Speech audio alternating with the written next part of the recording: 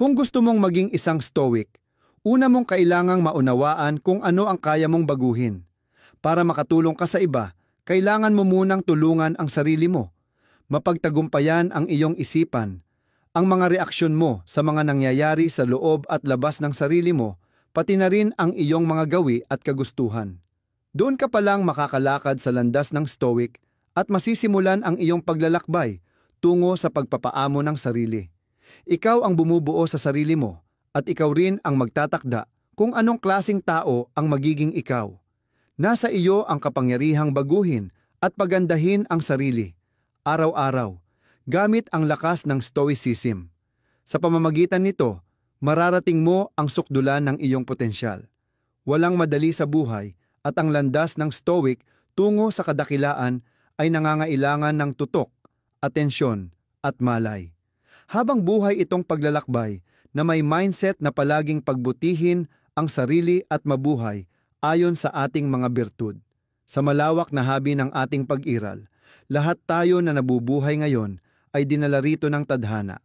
Magnilay ka sa bihira at ganda ng iyong pagkatao, ang walang putol na kadena ng mga pangyayari na nagdala sa iyo dito sa ngayon.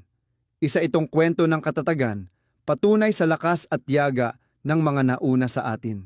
Kailangan nating tandaan palagi na ang buhay ay isang regalo.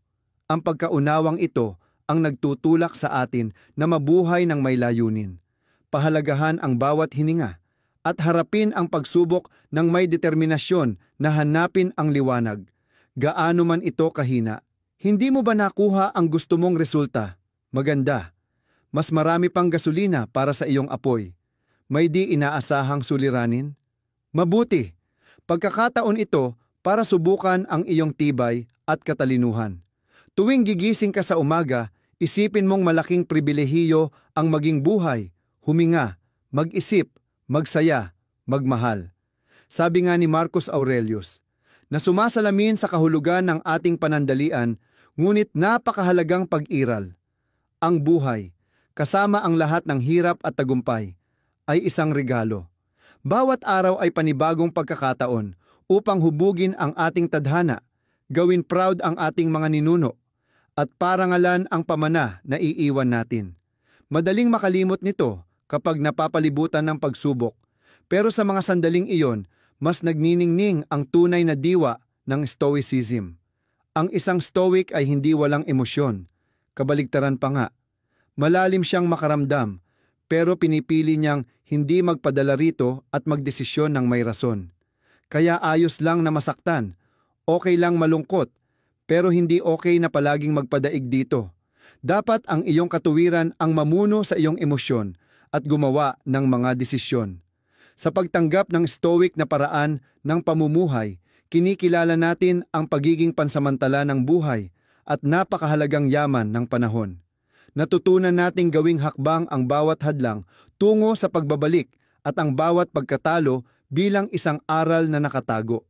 Bawat sandali ay isa pang hakbang patungo sa pinakamataas na potensyal. Paalala ito na kahit di nating kayang kontrolin ang mga ihip ng tadhana, pwede nating ayusin ang ating layag at maglakbay sa unos ng buhay na puno ng pasasalamat at di nasisirang diwa. Mabuhay tayo ng may paninindigan na kaya nating marating ang nilalayo natin gamit ang pinakamakapangyarihan nating sandata, ang isip, para mag-ukit ng landas ng birtud na ginagabayan ng liwanag ng stoicism. Sinabi ni Marcus Aurelius sa kanyang sarili, ipaalala mo sa sarili mo kung ano na ang mga napagdaanan mo at kung ano ang lakas na naipon mo para malampasan ang mga iyon. Madalas nakakalimutan natin ang mga bundok na ating inakyat at ilog na nilampasan, habang di natin napapansin ang ating mga laban, malalaki o maliliit, nakakaligtaan natin ang lakas na naipon natin. Paalala ni Aurelius, isipin ang mga sandaling nabigatan ka, yung mga panahong tila pasan mo ang mundo, ngunit heto ka, nakatayo pa rin. Kaya habang may bagong pagsubok kang kinakaharap, hayaan mong palakasin ka ng mga alaala, hindi pabigatin. Sa pag-alala ng ating mga napagdaanan, nahanap natin ang puwersa para harapin ang darating. Sabi ng mga Stoic, Ang buhay na komportable ay nagpapahina sa tao. Kapag lagi mong iniiwasan ang diskomportable, mas madali kang kontrolin ng buhay. Iyan ang dahilan kung bakit paalala ng Stoicism na ang tunay na lakas ay nabubuo sa pagharap mismo sa mga hamon. Sa pagharap dito natututo, humuhusay, tumitibay, at natutong mamahala sa emosyon, parang palakasan para sa iyong pagkatao. Kapag mas nagtitiis, mas lumalakas at nagiging handa, kagaya ng kalamnan na lumalago dahil napagdaanan ang hirap, ang iyong kakayahan, kumpiyansa, lakas ng loob ay lalawak kapag sinusubok ng buhay. Tandaan mo ang tuntunin ng Stoic. Ang mga paghihirap ay nagpapalakas ng isipan tulad ng paggawa na nagpapalakas sa katawan. Sabi ni Seneca, bawat apoy ay sumasalamin sa ginto, bawat pagdurusa sa matatapang. Sa mahihirap na sandali, nahuhubog at nasusubok ang tunay na karakter ng tao. Isipin ang hirap bilang pang-ukit. Bawat tadyak, gaano man kahirap, ay maingat na tinatanggal ang sobra, ibinubunyag ang obra sa loob mo. Sa ganitong pananaw, nagagawa nating gawing pagkakataon para sa paggising at lakas ang pinakamadilim na sandali. Kung nahuhuli mong ginagawa mo ang isang bagay para lang makuha ang papuri ng iba o umiiwas kang gumawa sa takot na husgahan, lumilihis ka na sa landas. Sa paghahanap natin ng pag-apruba ng iba, madalas nating ginagampanan ang papel na inaakala nating magbibigay sa atin ng respeto o paghangang hinahanap. Ngunit nilalayo tayo noon sa totoong tawag ng ating kaluluwa. Alam ng mga Stoic na kapag gumagawa ka para magpasikat o natatakot kang kumilos dahil sa sasabihin ng iba, para ka lang puppet na hinahatak ng pabago-bagong opinyon ng paligid. Kaya malinaw ang tuntunin. Ang tunay na lakas ay nagmumula sa loob, mula sa pagtupad sa sariling prinsipyo at pangarap. Ikaw lang ang magdidesisyon kung sino ang gusto mong maging. Kung nag-skip ka ng training kasi wala ka lang sa mood, parang okay lang, pero hindi tungkol doon sa session na na-miss mo. Tungkol iyon sa naging desisyon mo. Malaki ang sinasabi noon, pinili mong maging taong umiiwas sa pagsusumikap. Sa mga Stoic, ang na-miss na training ay sintomas lang. Ang tunay na problema ay ang mentality mo na pinili ang pagiging ganoon, na hinahayaan mong damdamin ang magdiktang umatras tuwing mahirap na. Kailangan maging mapili ka sa kung saan mo binibigay ang atensyon mo dahil post ng Epictetus. Nagiging kung ano ka batay sa kung saan mo nilalaan ang iyong pansin. Sa panahon ng walang katapusang distractions at demands na gustong maagaw ang isip mo, mas relevant ito ngayon. Alam ng matatalinong tao noon na ang pinag-uukulan ng atensyon, maging tao, ideya o gawain, sigurado at tiyak na may epekto sa pagkatao mo. Kaya bantayan mo ng husto ang sarili. Piliin kung sino lang ang karapat-dapat makaapekto sa isip mo. Hindi hiningi ng mga Stoic ang madali ang buhay. Ang hinanap nila ay malakas na karakter. Kaya anuman ang naibigay sa kanila, mahirap man o madali, lungkot o saya, ay neutral lang sa kanila. Ang mahalaga lang, paano sila tutugon dito? Ito ang pilosopiya ng buhay na hindi laging nauunawaan ng lahat. Ang palaging gumawa ng pinakamabuting hakbang anuman ang mangyari at palaging magsikap sa birtud anuman ang kalagayan. Magpokus lang sa paghubog ng sarili at ituring na parte ng proseso ang kaguluhan sa paligid. Piliin mo ang prinsipyo ng Stoic. Hindi mahalaga kung ano ang dinadala mo, kundi kung paano mo ito dinadala.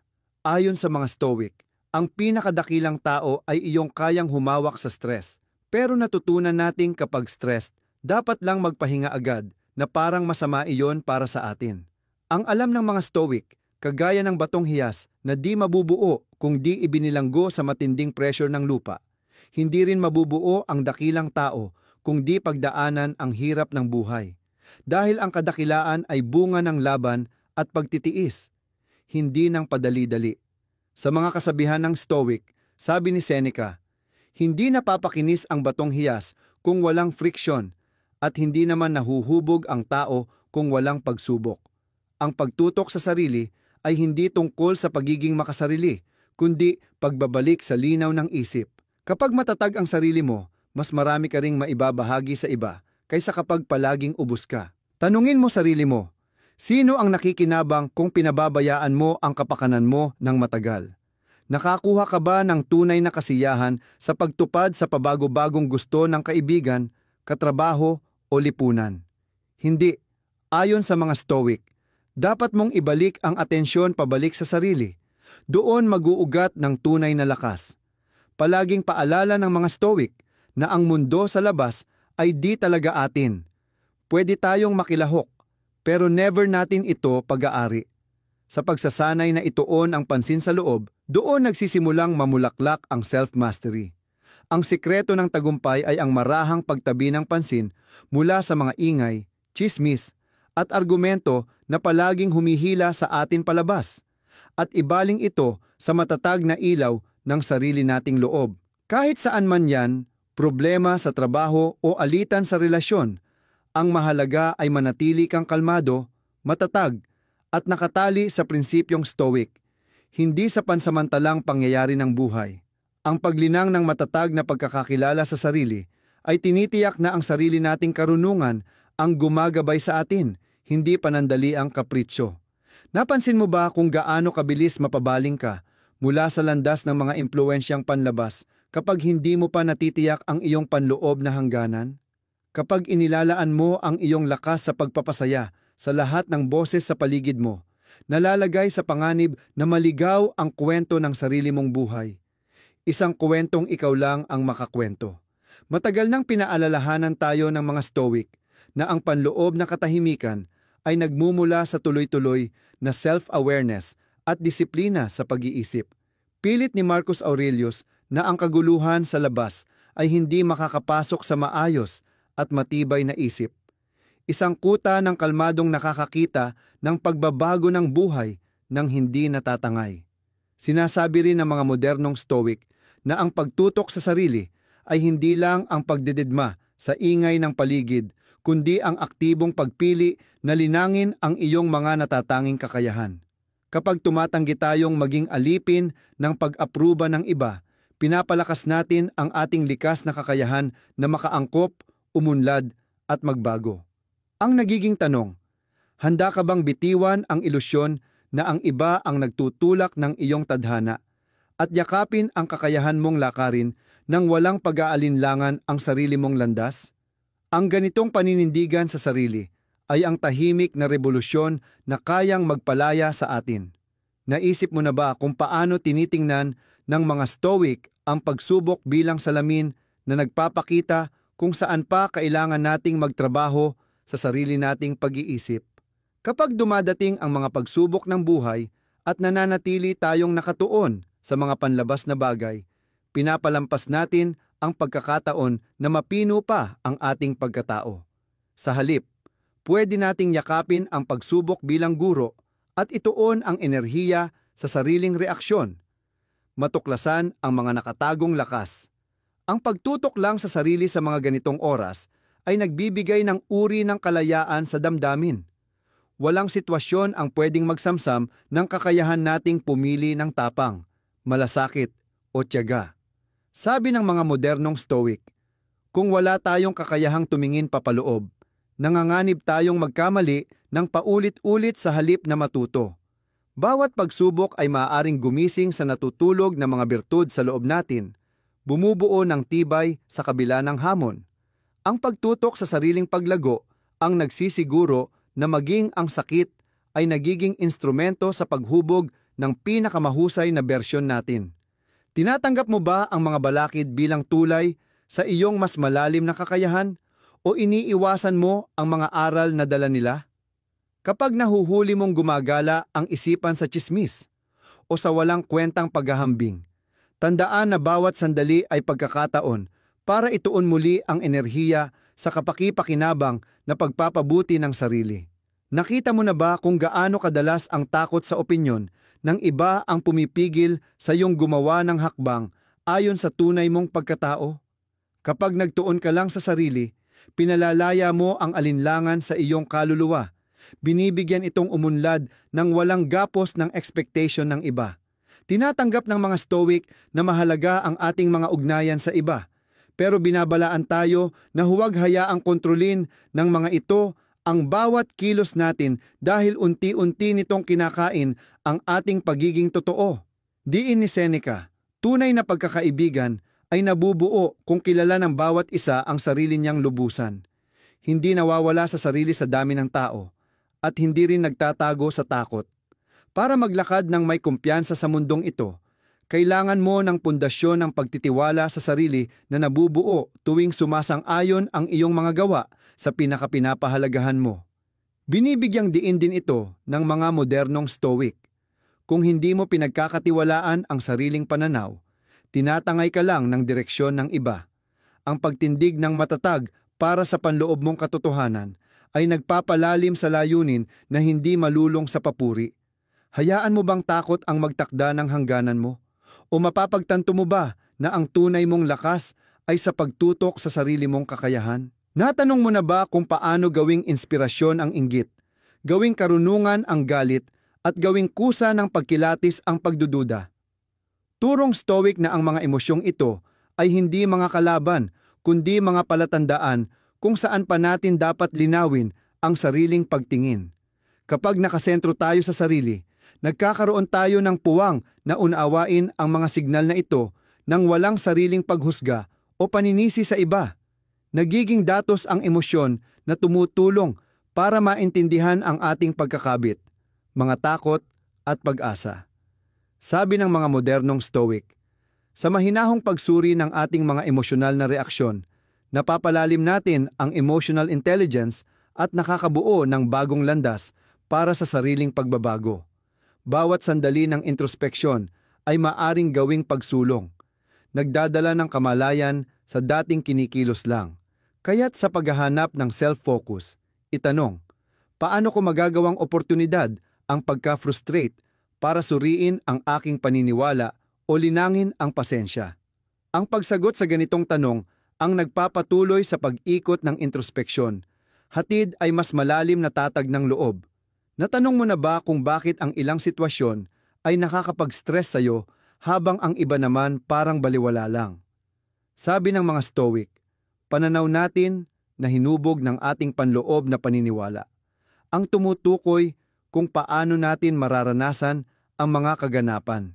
Kapag napatalas mo ang kakayahang tukuyin kung anong kaisipan ang kapakipakinabang, ikaw mismo ang gumuguhit ng emotional landscape mo. Sabi ng modernong pamamaraang Stoic, gawing araw-araw ang mental hygiene dahil sa paraan na yon napapalitan ang mga paniniwalang nagdudulot ng ligalig at nakakalat ng mga saloobin na nagpo-promote ng paglago. Habang nagsusulat o nakikipagdialogo sa sarili, natutukoy ang di namamalayang paniniwala na panganib sa kapayapaan at napapalitan ng paniniwalang maghahatid sa paglago. Simplihan pero malalim. Ang pagbabagong ito ay maaaring magdala ng katahimikan sa gitna ng gulo dahil natututo kang manalig sa iyong sariling kakayahan na suriin ang buhay. Paalala ni Marcus Aurelius, walang makakabalisa sa iyo kung di mo hahayaan. Isang paalalang waring tumatawid ng siglo. Hinihikayat tayong bantayan ang pintuan ng ating isip. Tanggapin mo kaya ang hamon na ikaw mismo ang magdisenyo ng iyong kapayapaan? O pababayaan mo na lang sa pagkakataon? Naisip mo ba kung paano tinitingnan ng Stoics ang disiplina? Hindi bilang parusang patakaran, kundi kusang loob na pagpili para sa kalayaan. Sa pagpili mong mag-focus sa sarili, nagsisimula kang maglakbay sa disiplina. Isang disiplina na nagpapalawak pa nga ng mundo mo, hindi nang sumisikip. Ang tunay na disiplina, gaya ng sinabi ni Seneca, ay nagpapalaya mula sa magulong paghari ng biglaang pagnanais. Binibigyan ka ng kalmadong pumili ng tama para sa pinakamataas mong hangarin. Inaanyayahan ng mga modernong Stoic ang pagbubuo ng malinaw na hangganan at nakasanayan na nagtatanggol sa iyong mental space. Tinitiyak na hindi maubos ng gulo mula sa labas ang iyong lakas. Ang disiplina na nakatanim sa self-awareness ay nagiging gabay mo sa daigdig na puno ng distraksyon. Bawat araw ay bagong pagkakataon para hinangin ang sistemang nagbibigay sa iyo ng kapayapaan. Gawing ikaw ang artisan ng sarili mong buhay. Titingnan mo ba ang disiplina bilang tanikala o bilang tala na gumagabay sa buhay na totoo mong hinihiling? Napansin mo ba kung paano, kapag iniiba mo ang atensyon mula sa kung anong wala ka, patungo sa kung anong meron ka, parang nag-iiba ang lahat? Turong Stoic, malakas na lente ang pasasalamat para makita ang kasaganaan ng buhay mo. Kung magpo-focus ka lang sa sarili, matutuklasan mong mayaman ka sa sariling taglay. Mula sa kakayahang mag-isip ng kritikal, hanggang sa kakayahang magmahal at umintindi. Sabi ng modernong Stoics, malalim ang kapayapaan kung pasasalamatan mo ang kaya mong gawin at hindi magdalamhati sa di mo kontrolado.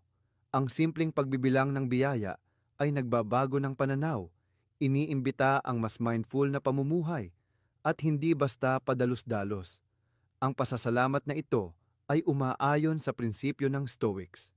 Ang birtud at kasiyahan ay matatagpuan sa kung paano natin ginagamit at tinitingnan ang sitwasyon, hindi talaga sa sitwasyon mismo. Kaya, kaya mo bang pansinin at pahalagahan ang mga nakatagong ganda sa araw-araw mo at hayaan itong magsindi ng liwanag sa susunod mong hakbang? Pinagnilayan mo na ba kung paano bawat distraksyon na pinapapasok mo sa isip ay kumukuha ng enerhiya mula sa iyong sariling progreso?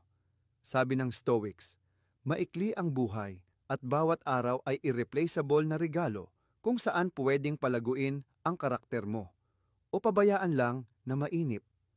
Binabalaan tayo ng mga modernong Stoic na sa panahon ng sandamukal na digital na ligalig, dapat balwartihan mo ang iyong atensyon sa paglalaan mo ng sarili sa mga tunay na mahalaga, pagkatuto, pagsasabuhay ng birtud, at pagbubuo ng makabuluhang koneksyon. Itinataas mo ang espiritu. Tumutok lang sa sarili, hindi para didmahin ang iba, kundi para tanggapin na di mo kayang punuin ang baso ng iba kung sarili mo ay ubos. Bawat oras pwedeng maging puhunan sa paghubog ng isip, paglilinis ng layunin, at pagsasaka ng mga gawa ayon sa pinakamatinding pagpapahalaga. Mag-reflect ka. May sapat bang espasyo sa schedule mo para alagaan ang sarili mong pinakamahusay na bahagi o nilalamon na ng walang kwentang pag-scroll ang potensyal mo? Babawiin mo ba ang mga oras na yun gamit ang tapang na hinahanap ng Stoics? Natanong mo ba kung ang araw-araw mong usapan ay puro paghusga sa ibang tao kaysa sa pagninilay ng sariling paglago? Kapag inuubos natin ang enerhiya sa pagpuna sa iba, nawiwindang tayo mula sa disiplina ng pagsusuri sa sarili. Alam ng mga Stoic na mas malala pa sa atin ang dulot ng tsismis kaysa sa pinupuna natin. Pinupuno kasi nito ng negatibidad ang sarili nating puso. Sabi ni Epictetus, suriin natin kung gaano kadalas tayo nagsasalita ng mga bagay na hindi nakakatulong sa landas natin. Puno lang ng ingay sa halip na kaliwanagan. Paalala ng mga modernong Stoic, salamin ng kalooban ang ating pananalita, at kapag nakatuon sa sarili, maingat tayong pumili ng mga sasabihin. Sa pagdadala ng usapan sa karunungan, pasasalamat, at makabuluhang ideya, nagiging mas payapa at makabuluhan ang buhay.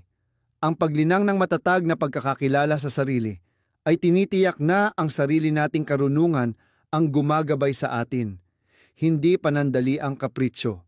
Napansin mo ba kung gaano kabilis mapabaling ka mula sa landas ng mga impluwensyang panlabas kapag hindi mo pa natitiyak ang iyong panloob na hangganan? Kapag inilalaan mo ang iyong lakas sa pagpapasaya sa lahat ng boses sa paligid mo, nalalagay sa panganib na maligaw ang kwento ng sarili mong buhay. Isang kwentong ikaw lang ang makakwento. Matagal nang pinaalalahanan tayo ng mga Stoic na ang panloob na katahimikan ay nagmumula sa tuloy-tuloy na self-awareness at disiplina sa pag-iisip. Pilit ni Marcus Aurelius na ang kaguluhan sa labas ay hindi makakapasok sa maayos at matibay na isip, isang kuta ng kalmadong nakakakita ng pagbabago ng buhay ng hindi natatangay. Sinasabi rin ng mga modernong Stoic na ang pagtutok sa sarili ay hindi lang ang pagdededma sa ingay ng paligid, kundi ang aktibong pagpili na linangin ang iyong mga natatanging kakayahan. Kapag tumatanggi tayong maging alipin ng pag-apruba ng iba, pinapalakas natin ang ating likas na kakayahan na makaangkop, umunlad, at magbago. Ang nagiging tanong, handa ka bang bitiwan ang ilusyon na ang iba ang nagtutulak ng iyong tadhana at yakapin ang kakayahan mong lakarin nang walang pag-aalinlangan ang sarili mong landas? Ang ganitong paninindigan sa sarili ay ang tahimik na revolusyon na kayang magpalaya sa atin. Naisip mo na ba kung paano tinitingnan ng mga Stoic ang pagsubok bilang salamin na nagpapakita kung saan pa kailangan nating magtrabaho sa sarili nating pag-iisip?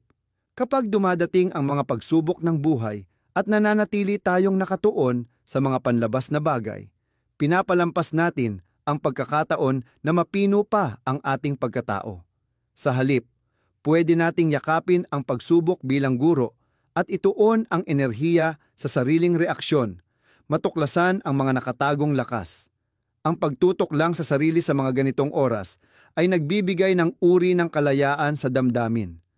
Walang sitwasyon ang pwedeng magsamsam ng kakayahan nating pumili ng tapang, malasakit o tiyaga. Sabi ng mga modernong Stoic, kung wala tayong kakayahang tumingin papaloob, nanganganib tayong magkamali ng paulit-ulit sa halip na matuto. Bawat pagsubok ay maaaring gumising sa natutulog na mga birtud sa loob natin, bumubuo ng tibay sa kabila ng hamon. Ang pagtutok sa sariling paglago ang nagsisiguro na maging ang sakit ay nagiging instrumento sa paghubog ng pinakamahusay na bersyon natin. Tinatanggap mo ba ang mga balakid bilang tulay sa iyong mas malalim na kakayahan o iniiwasan mo ang mga aral na dala nila? Kapag nahuhuli mong gumagala ang isipan sa tsismis o sa walang kwentang paghahambing, tandaan na bawat sandali ay pagkakataon para ituon muli ang enerhiya sa kapaki-pakinabang na pagpapabuti ng sarili. Nakita mo na ba kung gaano kadalas ang takot sa opinyon ng iba ang pumipigil sa iyong gumawa ng hakbang ayon sa tunay mong pagkatao? Kapag nagtuon ka lang sa sarili, pinalalaya mo ang alinlangan sa iyong kaluluwa. Binibigyan itong umunlad ng walang gapos ng expectation ng iba.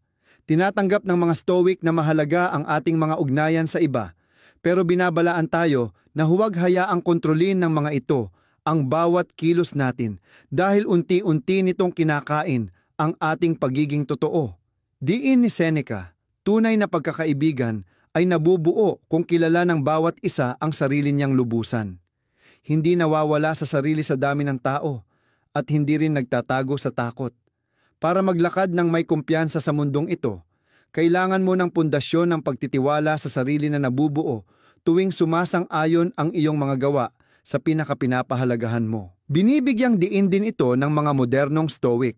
Kung hindi mo pinagkakatiwalaan ang sariling pananaw, tinatangay ka lang ng direksyon ng iba. Ang pagtindig ng matatag para sa panloob mong katotohanan ay nagpapalalim sa layunin na hindi malulong sa papuri. Hayaan mo bang takot ang magtakda ng hangganan mo? O mapapagtanto mo ba na ang tunay mong lakas ay sa pagtutok sa sarili mong kakayahan? Natanong mo na ba kung paano gawing inspirasyon ang inggit, gawing karunungan ang galit, at gawing kusa ng pagkilatis ang pagdududa?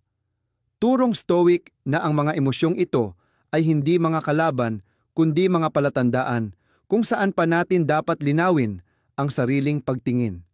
Kapag nakasentro tayo sa sarili, nagkakaroon tayo ng puwang na unawain ang mga signal na ito ng walang sariling paghusga o paninisi sa iba. Nagiging datos ang emosyon na tumutulong para maintindihan ang ating pagkakabit, mga takot at pag-asa.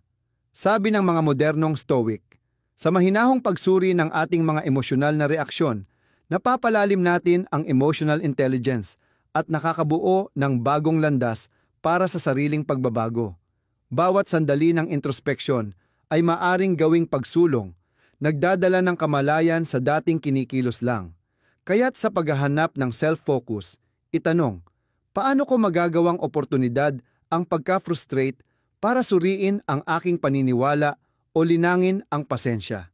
Ang pagsagot sa ganitong tanong ang nagpapatuloy sa pag-ikot ng introspeksyon, hatid ay mas malalim na tatag ng loob. Natanong mo na ba kung bakit ang ilang sitwasyon ay nakakapag-stress sa'yo habang ang iba naman parang baliwala lang? Sabi ng mga Stoic, pananaw natin na hinubog ng ating panloob na paniniwala ang tumutukoy kung paano natin mararanasan ang mga kaganapan. Kapag napatalas mo ang kakayahang tukuyin kung anong kaisipan ang kapakipakinabang, ikaw mismo ang gumuguhit ng emotional landscape mo. Sabi ng modernong pamamaraang Stoic, gawing araw-araw ang mental hygiene dahil sa paraan na yon, napapalitan ang mga paniniwalang nagdudulot ng ligalig at nakakalat ng mga saloobin na nagpo-promote ng paglago. Habang nagsusulat o nakikipagdialogo sa sarili, natutukoy ang di namamalayang paniniwala na panganib sa kapayapaan at napapalitan ng paniniwalang maghahatid sa paglago. Simplihan pero malalim. Ang pagbabagong ito ay maaaring magdala ng katahimikan sa gitna ng gulo dahil natututo kang manalig sa iyong sariling kakayahan na suriin ang buhay. Paalala ni Marcus Aurelius, walang makakabalisa sa iyo kung di mo hahayaan. Isang paalalang waring tumatawid ng siglo. Hinihikayat tayong bantayan ang pintuan ng ating isip. Tanggapin mo kaya ang hamon na ikaw mismo ang magdisenyo ng iyong kapayapaan? O pababayaan mo na lang sa pagkakataon? Naisip mo ba kung paano tinitingnan ng Stoics ang disiplina? Hindi bilang parusang patakaran, kundi kusang loob na pagpili para sa kalayaan? Sa pagpili mong mag-focus sa sarili, nagsisimula kang maglakbay sa disiplina. Isang disiplina na nagpapalawak pa nga ng mundo mo, hindi nang sumisikip. Ang tunay na disiplina, gaya ng sinabi ni Seneca, ay nagpapalaya mula sa magulong paghari ng biglaang pagnanais. Binibigyan ka ng kalmadong pumili ng tama para sa pinakamataas mong hangarin. Inaanyayahan ng mga modernong Stoic ang pagbubuo ng malinaw na hangganan at nakasanayan na nagtatanggol sa iyong mental space. Tinitiyak na hindi maubos ng gulo mula sa labas ang iyong lakas. Ang disiplina na nakatanim sa self-awareness ay nagiging gabay mo sa daigdig na puno ng distraksyon. Bawat araw ay bagong pagkakataon para hinangin ang sistemang nagbibigay sa iyo ng kapayapaan. Gawing ikaw ang artisan ng sarili mong buhay. Titingnan mo ba ang disiplina bilang tanikala o bilang tala na gumagabay sa buhay na totoo mong hinihiling? Napansin mo ba kung paano, kapag iniiba mo ang atensyon mula sa kung anong wala ka patungo sa kung anong meron ka, parang nag-iiba ang lahat?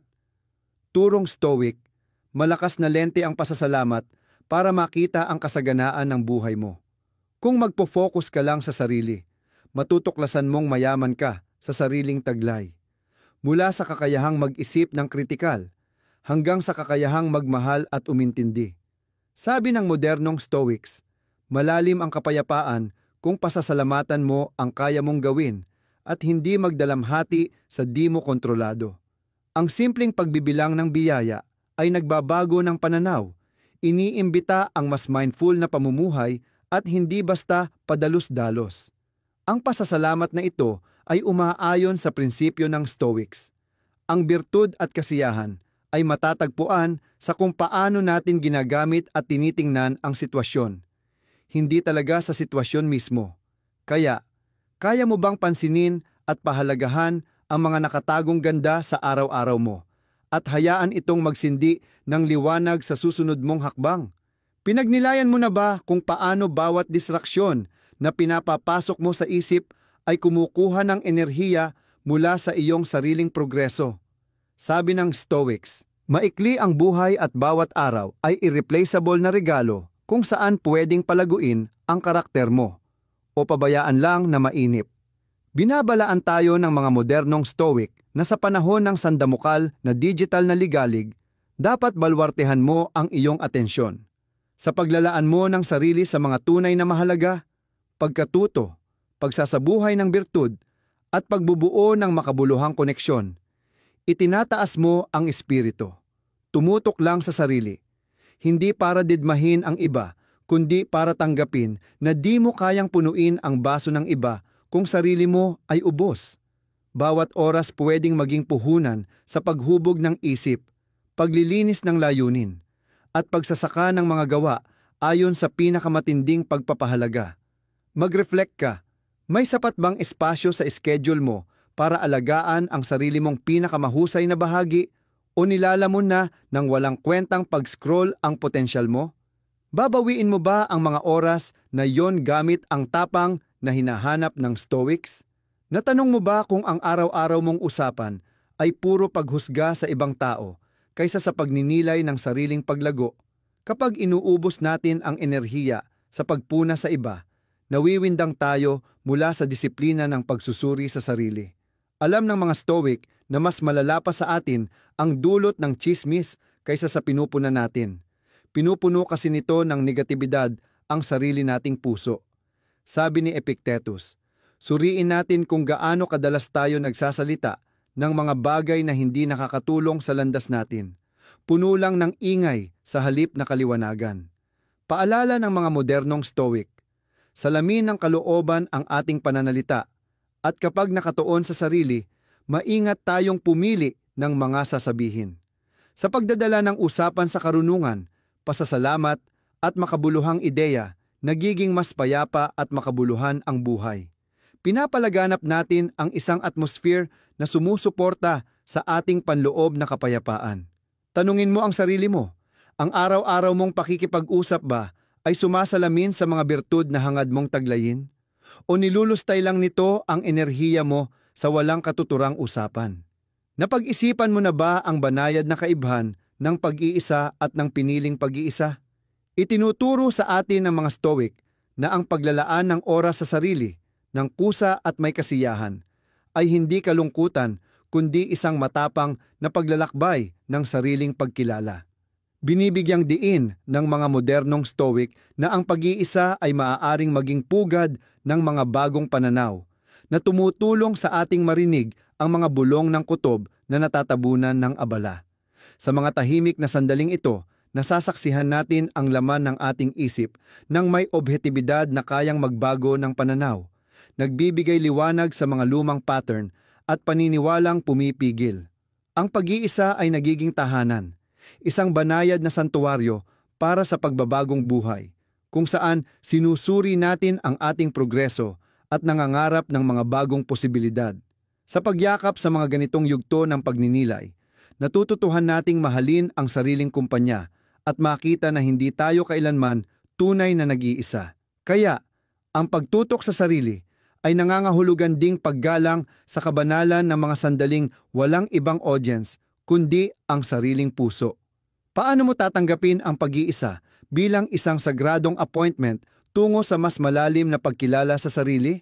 Naobserbahan mo na ba kung paano hinuhubog ng inner dialogue mo ang buong takbo ng araw mo? Parang isang tahimik na hibla na sumasabay sa lahat ng kilos mo. Paalala ng mga Stoic na ang mga salitang binubulong natin sa sarili ang nagtatakda kung haharapin natin ang hamon na may lakas ng loob o agad tayong bibigay sa pressure. Binigyang diin ni Marcus Aurelius ang kahalagahan ng pagsusuri ng ating mga iniisip tuwing umaga. Siguraduhing naka-align ito sa birtud at linaw ng isip. Iminungkahi ng mga modernong Stoic ang intentional affirmations, hindi para lang batihin ang sarili, kundi para paalalahanan tayo ng nilalayon nating maging.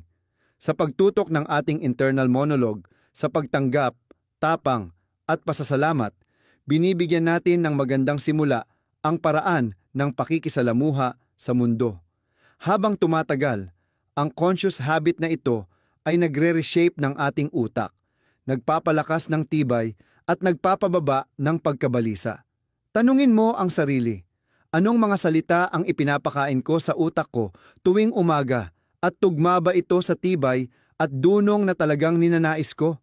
Naitanong mo na ba kung bakit lagi pinapaalala ng mga Stoic na ang kasalukuyang sandali lang ang tanging entablado na ating ginagampanan? Itinatampok nila na ang pagtuon sa pagsisisi ng nakaraan o pantasya ng hinaharap ay ninanakaw ang pagkakataong hubugin kung sino ka ngayon. Ang pagtutok sa sarili ay nangangahulugan ng pag-angkla ng iyong kamalayan sa tanging realidad na umiiral. Ang hiningang ito, ang pagpiling ito, ang hakbang na ito. Inirerekomenda ng mga modernong Stoic ang mindful presence. Obserbahan ang mga iniisip mo nang hindi nadidikit. Hayaan itong magdaan na parang ulap sa langit. Sa paulit-ulit na pagbabalik sa kasalukuyan, Nalalasap natin ang lubos nating kakayahan at nadidiskubre ang mga bagong landas na dati natatabunan ng pag-aalala o pangungulila. Ang bawat akto ng pagmamahal, disiplina o tapang sa kasalukuyan ay umaaling-aungaw lampas sa mismong sandali. Hinihubog ang hinaharap at pinapawi ang sakit ng nakaraan. Ramdam mo ba ang kapangyarihan sa simpleng ganap na pagharap sa kasalukuyan? Napansin mo ba kung paano binibigyang diin ng mga Stoic ang pagbitiw sa kontrol sa mga resulta habang ibinubuhos ang tunay na pagsisikap sa mga bagay na kaya mong gawin? Ang pagtutok lang sa sarili ay nangangahulugang buong puso kang nag-i-invest sa intensyon mo, hindi binabagabag ng mga resultang wala sa kontrol mo. Ang ganitong pagtingin ay nagpapalago ng sipag at kapayapaan dahil nilalayo ka nito sa gapos ng anxiety tungkol sa mga panlabas na bagay. Tinatawag ito ng mga modernong Stoic na detached engagement.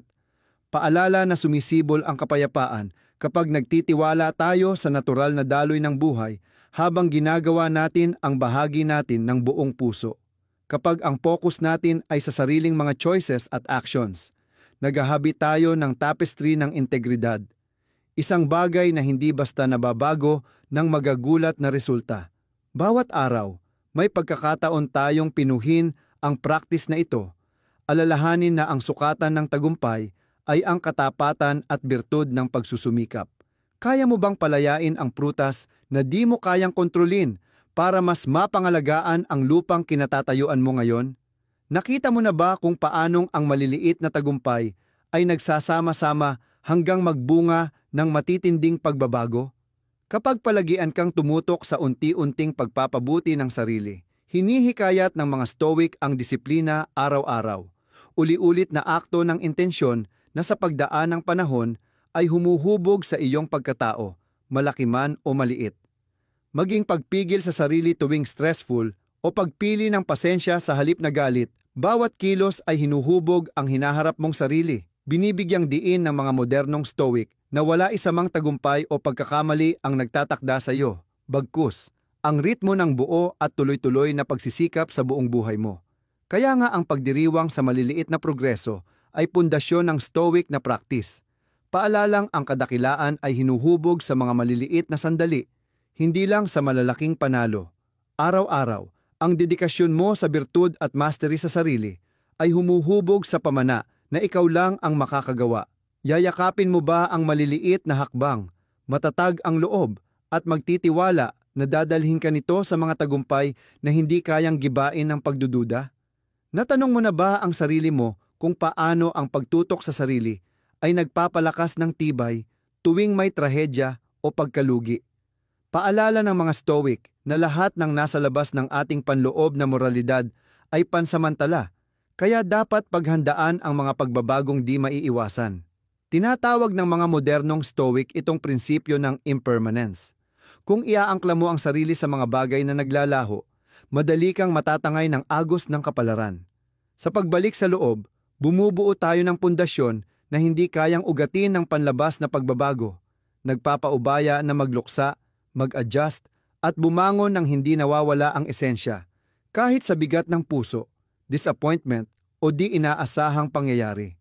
Ang utak na nakatuon sa sarili ay nananatiling matatag, batid ang sariling sentrong di matitinag. Hindi ito pagtakas sa pag-ibig o tao, kundi mahabaging pagkilala na tunay na seguridad ay nagsisimula mula sa loob. Handa ka bang palakasin ang sariling safety net para, pag dumating ang unos, may matibay kang kanlungan? Nakita mo na ba na ang pagtutok sa sarili ay nangangailangan hindi lang ng mental clarity, kundi pati ng pisikal na kalusugan? Naniniwala ang mga Stoic na dapat alagaan ang katawan bilang bahagi ng kabuuang paglapit sa mabuting buhay. Dahil sa pamamagitan ng malusog na katawan, umuunlad ang isipan. Sumasang-ayon ang mga modernong Stoic dito, itinatampok na ang ehersisyo, balanseng pagkain, at sapat na pahinga ay haligi ng paggalang sa sarili. Hindi ito kayabangan, kundi commitment na pangalagaan at hasain ang sisidlan ng iyong bait at karunungan. Sa pagtrato mo sa katawan mo ng may kabaitan, ipinapakita mong kaayon nito ang mga panloob mong intensyon at panlabas na asal. Ang ganitong balanse sa pamumuhay ay nagpapalago ng kalusugan at self-trust na nagpapahintulot na pursigihin mo ang mga bagay na tunay na mahalaga. Kaya mo bang habiin araw-araw sa disiplina mo ang banayad na paggalang sa katawan mo para maging matatag ang kuta ng isip mo? Naisip mo na ba kung paano haharapin ng mga Stoic ang konsepto ng pangarap at ambisyon? Malamang ay paaalalahanan nila tayo na bagamat mahalaga ang mag-visualize ng hinaharap, huwag kalimutang mahalaga ang bawat konkretong hakbang sa ngayon. Iminungkahi ng modernong Stoics na gawing inspirasyon ang bisyon ng posibilidad, pero huwag kalimutan na ang kapangyarihan ng anumang pangarap ay nasa sipag na inilalaan natin sa bawat hakbang sa kasalukuyan. Sa pagtutok sa sarili sa mismong ngayon, napapabago natin ang malabong hangarin patungo sa konkretong progreso. Bawat maliit na gawa, bawat refinement ng kakayahan, tulay ito papunta sa pangarap na nooy nasa imahinasyon lang. Ang grounded na approach na ito ay hindi nagpapababa ng pag-asa, kundi inaaruga ito sa pamamagitan ng disiplina at hindi matitinag na commitment. Hahayaan mo bang lumutang lang ang iyong mga pangarap o kukunin ang bawat araw para isabuhay ito sa lupa ng tuloy-tuloy mong pagsisikap? Natanong mo na ba kung paano igigiya ng mga Stoic ang tugon natin sa criticism o disapproval? Ipapayo nila na ang opinyon ng iba ay nasa labas ng kontrol mo, kaya hindi dapat ito sumira ng iyong panloob na balanse. Sa pagtutok sa sarili, kaya mong timbangin ang feedback ng kalmado at mapanuri. Kunin ang kapaki-pakinabang, bitawan ang hindi. Pinapahalagahan ng modernong Stoic na ang matibay na sense of self ay nagdadala ng mapanuring reaksyon, hindi padala sa galit o kahihiyan. Sa ganitong approach, ang mga puna ay nagiging oportunidad matuto, hindi banta. Ang balancing engagement na ito ay nagbibigay daan para lumago mula sa constructive inputs habang matatag sa sariling paniniwala. Tatanggapin mo ba ang Stoic stance ng maingat na pagninilay kapag ang mundo ay nagbigay ng unsolicited na opinyon? Naisip mo na ba kung paano haharapin ng mga Stoic ang tukso ng multitasking na tinatapon ang atensyon natin sa iba't ibang direksyon? Malamang ay ipapayo nila na putulin ang haze ng distraction sa pamamagitan ng intentional presence. Tutok sa isa, mahalagang gawain sa bawat sandali. Binibigyang diin ng mga modernong Stoic kung paanong ang chronic distraction ay sumisipsip ng kakayahan nating lumalim sa anumang endeavor. Iwinawatak ang sarili sa iba't ibang piraso.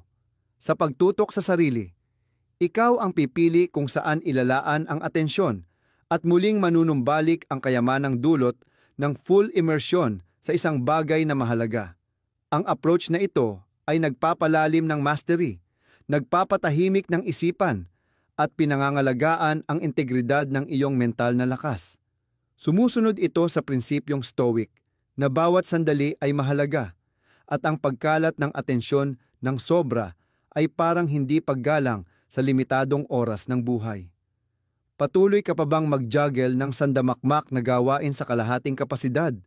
O pipiliin mo ba ang landas ng Stoic? Ang bigyang pugay ang bawat gawain, isa-isa? Napansin mo ba na kapag pinapakain mo ang sama ng loob o galit, ginagamit mo ang mahalagang lakas na dapat sana ay para sa paghubog ng sariling kabutihan?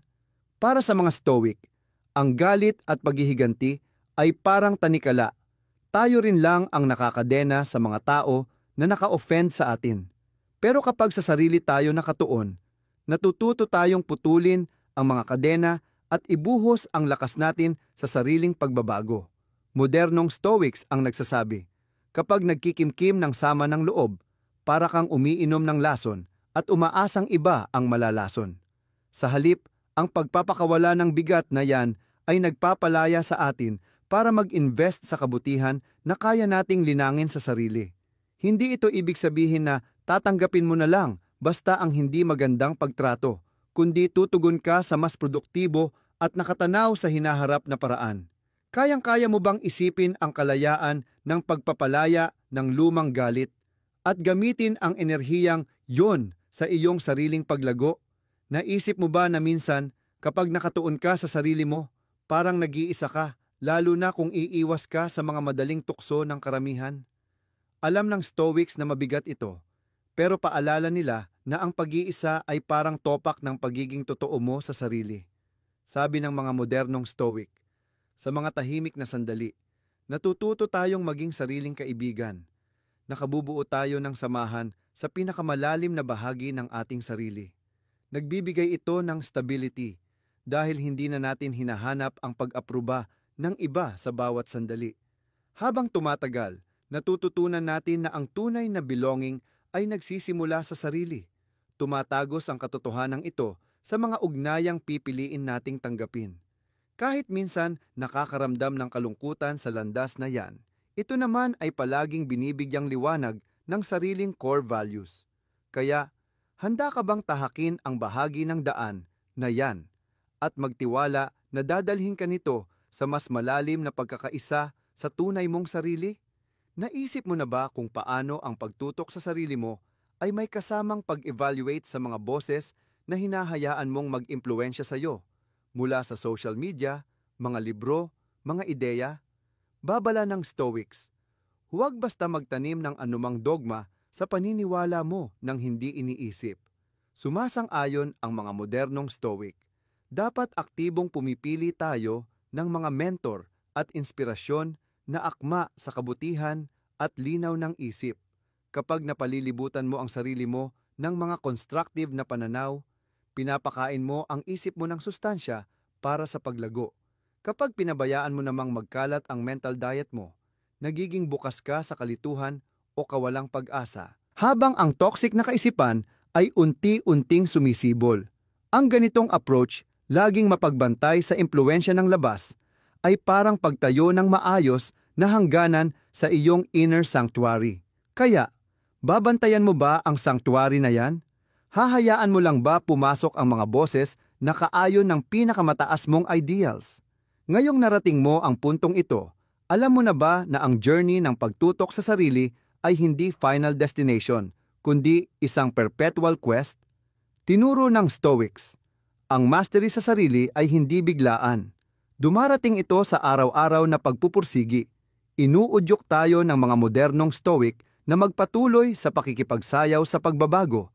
Laging may tagumpay, may setbacks, pero laging sumusulong, basta di sumusuko bawat araw. Bawat bagong umaga ay panibagong tsansa para suriin ang isip, linangin ang ugali, at ibalik ang commitment mo na mabuhay mula sa pinakabuod mong paniniwala. Regalo ang paulit-ulit na prosesong ito. Paalala na habang buhay pwedeng tumubo ang sarili, hanggat patuloy tayong dumadalo ng bukas ang puso at malinaw ang isip. Habang tinatahak mo ang landas, isiping paano ang quest na ito para sa self-knowledge at self-mastery ay pwedeng baguhin ang pagtingin mo sa mismong buhay. Handa ka bang makita ang landas ng pagtutok sa sarili bilang isang kwentong ikaw ang nagsusulat bawat hinga mo? Tinanong mo na ba ang sarili mo kung mas payapa ka na, mas motivated, o mas gising sa sariling potensyal matapos mong tuklasin ang mga pananaw ng Stoics? Marahil, may nahanap kang spark na tumunog, isang tawag para laging bumalik sa core mo kapag natutokso kang lumihis. Mga Stoics, noon at ngayon, paalala nila, ang pagbaling ng focus ay hindi pagtataboy sa mundo, kundi pagharap dito mula sa matatag na panloob na lakas. Pwedeng gawing imbitasyon ang bawat hamon o oportunidad para tumindig sa kung sino ka talaga. Magtiwala na ang core ng pagkatao mo ang huhubog sa paano mo dadaanan ang gulo ng buhay. Sa ganoong paraan, sasalubungin mo ang bawat umaga ng matatag, bawat gabi ng may pasasalamat sa mga natutunan. Ganito ang daan ng pagtutok sa sarili, hindi para mag-isa, kundi para patunayan ang papel mo sa mas malawak na mundo. Handa ka na bang humarap sa sandali ngayon at magsimulang muli? Napagtanto mo ba na lahat ng pagsasalamin na to ay bumabalik sa iisang timeless truth? Ang isip mo, ang pagpili mo, ang buhay mo. Kahit gumabay pa si Marcus Aurelius o mga modernong tinig ng Stoicism, nananatili ang karunungan, tunay na mastery, tunay na serenity, umuusbong kapag ikaw ay tutok sa sarili. Hindi ito pagiging makasarili, kundi normal na hakbang papunta sa tunay na pagyabong, sa mundong gustong dalhin ang atensyon mo saan-saan. Dito sa sanktuaryong ito ng dedikasyon, nababawi mo ang linaw, tatag at habag. Bawat balik mo sa inner fortress, pinapalakas mo ang pader nito ng insight, kababaang loob at tapang. Dito, buo mong naririnig ang awit ng iyong pagkatao, hindi natatalo ng ingay ng labas. Handa ka na ba talagang angkinin ang upuang ito ng tunay na kalayaan? Naisip mo ba na sa buong pagtanggap ng esensya ng pagtutok sa sarili, binibigyan mo ang sarili mong umaling-awngaw ang tunay mong tinig, walang takot, hindi pabigat at masigla. Sasabayan ng Stoics ang tagumpay na ito. Ito ang sandaling ikaw mismo ang namumuno sa sariling isip at tadhana. Sabi ng modernong eko ng Stoicism, sa dami ng impormasyon at diskusyon ng panahon natin, ang iisang siguradong karapat-dapat ay ang paglinang sa sarili. Kung nanggugulo man ang duda o panghuhusga, bumalik sa sarili. Palalahanan ang sarili na walang panlabas na alon ang makapagpapalubog sa tibay ng kaluluwa.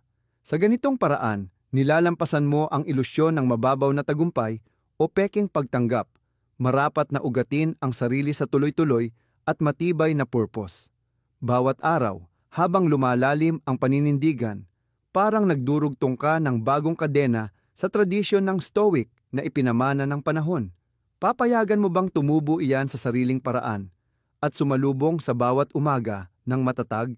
Naramdaman mo na ba ang kakaibang lakas na parang may malalim na kwerdas na tumunog sa loob mo? Iyan ang imbitasyon ng Stoicism, maging tagapagbantay ng sariling kalooban. Kapag nakatuon ka sa sarili, napapalaya mo ang kapangyarihang kayang baguhin ang buong buhay mo.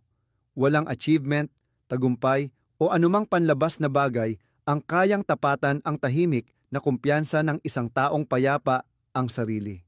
Sabi ng mga modernong Stoic, kahit mabilis magbago ang mundo, ang sinaunang karunungan nananatiling gabay sa gitna ng bagyong dulot ng kawalang kasiguraduhan. Yakapin mo ang kompas na ito, maglakbay ka ng may pag-iingat, pagbubuo ng bagong aral at bukas na puso. Hayaan mong umalingawngaw ang buhay mo sa Stoic na prinsipyo ng self-mastery. Lumalaganap ang mensahe ng tapang at malasakit sa bawat desisyong gagawin mo. Handa ka na bang sumabay sa kwerdas na yon at hayaang i-guide ka nito sa panibagong antas ng pag-unawa? Tanungin mo sarili mo, anong mga aral ang babaunin mo mula sa pagtutok sa sarili sa mata ng Stoics? Marahil, nahanap mo ang bagong debosyon sa araw-araw na self-examination, journaling, o handa ka nang tanggapin ang pagsubok bilang tahimik na mentor. Hindi ang kabisaduhin ang Stoic ideals ang mahalaga, kundi ang itahi ang praktikalidad nito sa mismong pagkatao mo. Isabuhay mo na may intensyon bawat sandali. Sa ganoon, magiging ehemplo ka sa kapangyarihan ng harmony ng loob, gabay sa iba na naghahanap ng linaw sa magulong mundo. Mula sa bulwagan ng kasaysayan, pinapanood ka ng Stoics, luma at bago, at pumapalakbak sa bawat hakbang mo patungo sa tunay na sarili. Hayaan mong patunay ang journey mo. Ang path ng self-focus ay hindi makitid o malungkot. Isa itong liwanag, isang avenue papunta sa katotohanan at pag-angat. Handa ka na bang kunin ang mga huling salitang ito bilang apoy para sa sarili mong pag-akyat? Maglakad na, may tapang at grace, ginagabayan ng ilaw ng sarili mong kaluluwa.